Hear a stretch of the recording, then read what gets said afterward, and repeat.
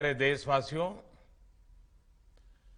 मानवता के सामने ऐसे अवसर बहुत कम आते हैं जब समय का चक्र हमें अतीत को सुधार कर नए भविष्य के निर्माण का मौका देता है। आज सौभाग्य से हमारे सामने एक ऐसा ही क्षण है। दशकों पहले जैव विविधता की सदियों पुरानी जो कड़ी टूट गई थी, विलुप्त हो गई थी, आज हमें उसे फिर से जोड़ने का मौका मिला है। आज भारत की धरती पर चीता लौट आए हैं और मैं ये भी कहूंगा कि इन चीतों के साथ ही भारत की प्रकृति प्रेमी चेतना भी पूरी शक्ति से जागृत हो उठी है। मैं इस ऐतिहासिक अवसर पर सभी देशवासियों को बहुत बहुत बधाई देता हूं। विशेष रूप से मैं हमारे मित्र देश नामीबिया और वहां की सरकार का भी धन्यवाद करता हूं, जिनके सहयोग से दशकों बाद चीते भारत की धरती पर वापस लौटे हैं। मुझे विश्वास है ये चीते न केवल प्रकृति के प्रति हमारी जिम्मेदारियों का बोध कराएंगे, बल्कि हमारे मानवीय मूल्यों और परंपराओं से भी अवगत कराएंगे। साथियों, जब हम अपनी जड़ों से दूर होते हैं तो बहुत कुछ खो बैठते हैं। इसलिए ही आजादी के इस अमृत काल में हमने अपनी विरासत पर गर्व और गुलामी की मानसिकता से मुक्ति जैसे पंच प्राणों के महत्व को दोहराया है।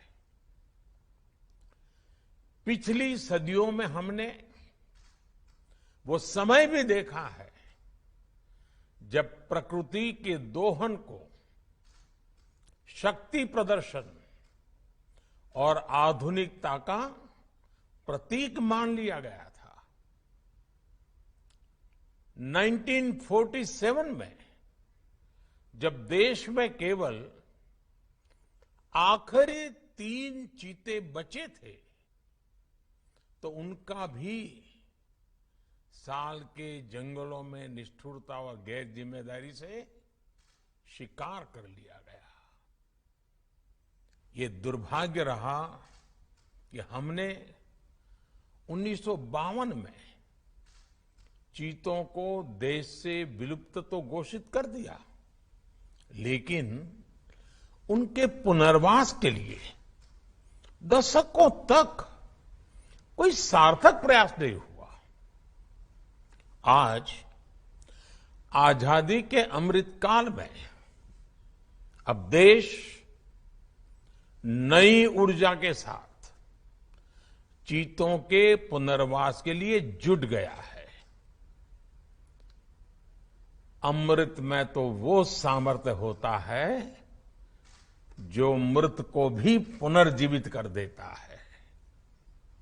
मुझे खुशी है कि आजादी के अमृत काल में कर्तव्य और विश्वास का ये अमृत हमारी विरासत को, हमारी धरोहरों को और अब चीतों को भी भारत की धरती पर पुनर्जीवित कर रहा है।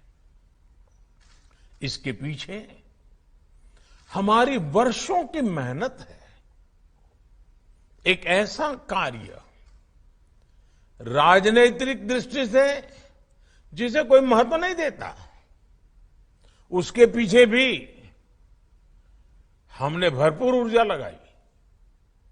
इसके पीछे एक विस्तृत चीता एक्शन प्लान तैयार किया गया। हमारे वैज्ञानिकों ने लंबी रिसर्च की, साउथ अफ्रीकन और नामीबियाई एक्सपर्ट के साथ मिलकर काम किया। हमारी टीम्स वहां गई, वहां के एक्सपर्ट भी भारत आए। पूरे देश में चीतों के लिए सबसे उपयुक्त क्षेत्र के लिए वैज्ञानिक सर्वे किए गए और तब कूनो नेशनल पार्क को इस शुरुआत के लिए चुना गया। और आज हमारी वो मेहनत परिणाम के रूप में हमारे सामने है। साथियों, ये बात सही है कि जब प्रकृति और पर्यावरण का संरक्षण होता है तो हमारा भविष्य भी सुरक्षित होता है, विकास और समृद्धि के रास्ते भी खुलते हैं। कूनो नेशनल पार्क में जब चीता फिर से दौड़ेंगे तो यहां का ग्रासलैंड इकोसिस्टम फिर से रिस्टोर होगा, बायोडायवर्सिटी और बढ़ेगी। आने वाले दिनों में यहां इको टूरिज्म भी बढ़ेगा, यहां विकास की नई संभावनाएं जन्म लेगी, रोजगार के अवसर बढ़ेंगे। लेकिन साथियों, मैं आज आपसे सभी देशवासियों से एक आग्रह भी करना चाहता हूं। कूनो नेशनल पार्क में छोड़े गए चीतों को देखने के लिए देशवासियों को कुछ महीने का धैर्य दिखाना होगा, इंतजार करना होगा, सहयोग करना होगा। आज ये चीते मेहमान बनकर आए हैं, इस क्षेत्र से अनजान है। कूनो नेशनल पार्क को ये चीते अपना घर बना पाए, इसके लिए हमें इन चीतों को भी कुछ महीने का समय देना होगा। अंतर्राष्ट्रीय गाइडलाइंस पर चलते हुए भारत इन चीतों को बसाने की पूरी कोशिश कर रहा है। हमें अपने प्रयासों को विफल नहीं होने देना है। साथियों, दुनिया आज जब प्रकृति और पर्यावरण की ओर देखती है तो सस्टेनेबल डेवलपमेंट की बात करती है, लेकिन प्रकृति और पर्यावरण, पशु और पक्षी भारत के लिए एक केवल सस्टेनेबिलिटी और सिक्योरिटी के विषय ही सिर्फ है ऐसा नहीं है। हमारे लिए ये हमारी सेंसिबिलिटी और स्पिरिचुअलिटी का भी आधार है। हम वो लोग हैं जिनका सांस्कृतिक अस्तित्व सर्वम खलविदम ब्रह्म इस मंत्र पर टिका हुआ है। अर्थात संसार में पशु, पक्षी, पेड़, पौधे, जड़, चेतन जो कुछ भी है वो ईश्वर का ही स्वरूप है, हमारा अपना ही विस्तार है। हम वो लोग हैं जो कहते हैं परम परोपकारार्थम यो जीवति सह जीवति, अर्थात खुद के फायदे को ध्यान में रख करके जीना वास्तविक जीवन नहीं है। वास्तविक जीवन वो जीता है जो परोपकार के लिए जीता है। इसलिए हम जब खुद भोजन करते हैं उसके पहले पशु पक्षियों के लिए अन्न निकालते हैं। हमारे आसपास रहने वाले छोटे से छोटे जीव की भी चिंता करना हमें सिखाया जाता है, बचपन से सिखाया जाता है। हमारे संस्कार ऐसे हैं कि कहीं अकारण किसी जीव का जीवन चला जाए तो हम अपराध बोध से भर जाते हैं। फिर किसी पूरी जीव जाति का अस्तित्व ही अगर हमारी वजह से मिट जाए, ये हमें कैसे स्वीकार हो सकता है?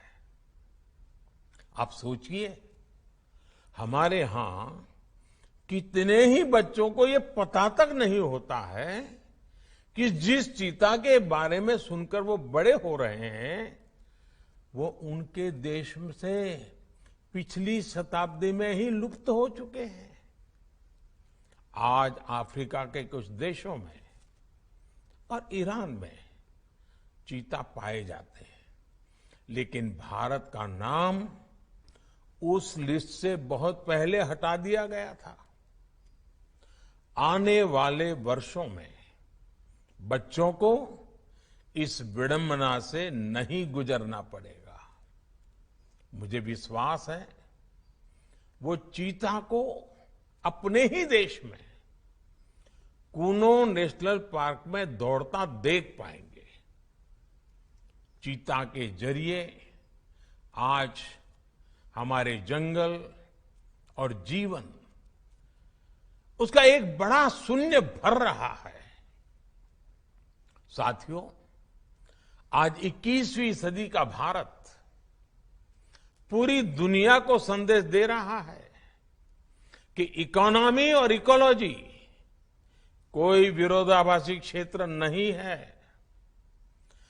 पर्यावरण की रक्षा के साथ ही देश की प्रगति भी हो सकती है।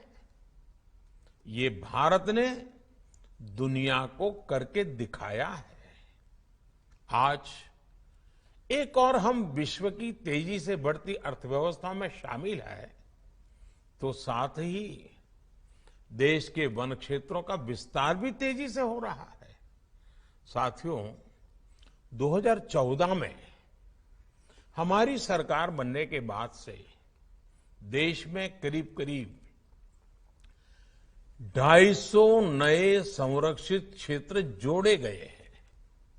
हमारे यहां एशियाई शेरों की संख्या में भी बड़ा इजाफा हुआ है।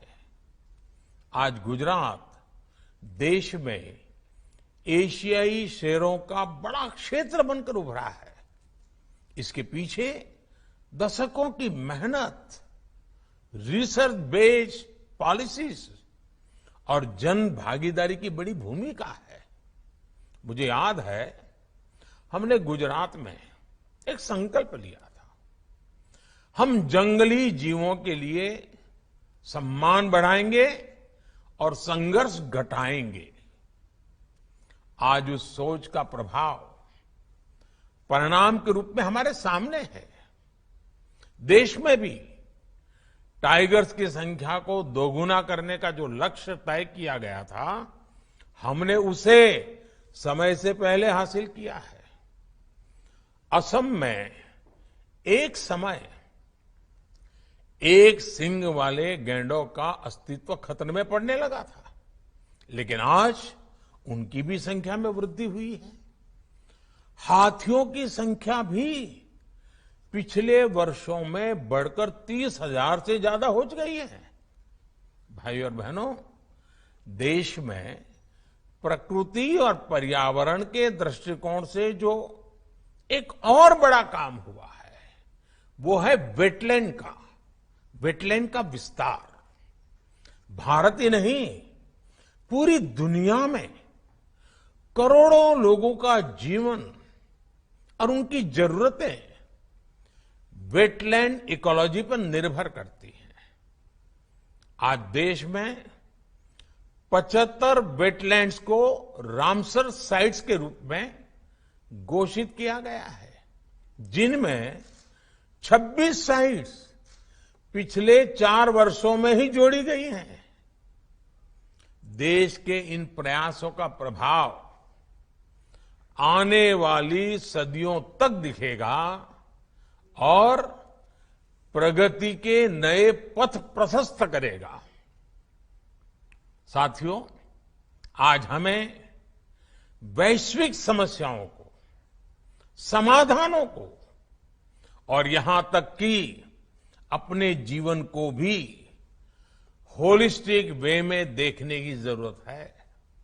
इसलिए आज भारत ने विश्व के लिए लाइफ, LIFE, लाइफ यानी लाइफस्टाइल फॉर द एनवायरमेंट जैसा जीवन मंत्र दिया है।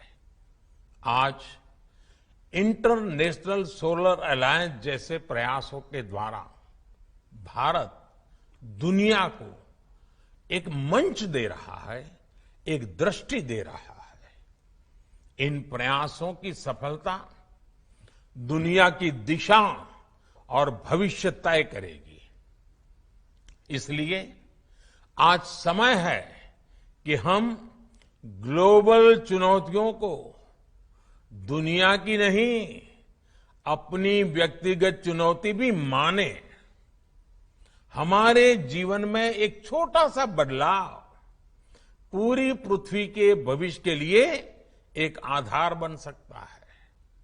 मुझे विश्वास है भारत के प्रयास और परंपराएं इस दिशा में पूरी मानवता का पथ प्रदर्शन करेगी, बेहतर विश्व के सपने को ताकत देगी। इसी विश्वास के साथ आप सभी को इस मूल्यवान समय पर, ऐतिहासिक समय पर बहुत बहुत धन्यवाद देता हूं, बहुत बहुत बधाई देता हूं।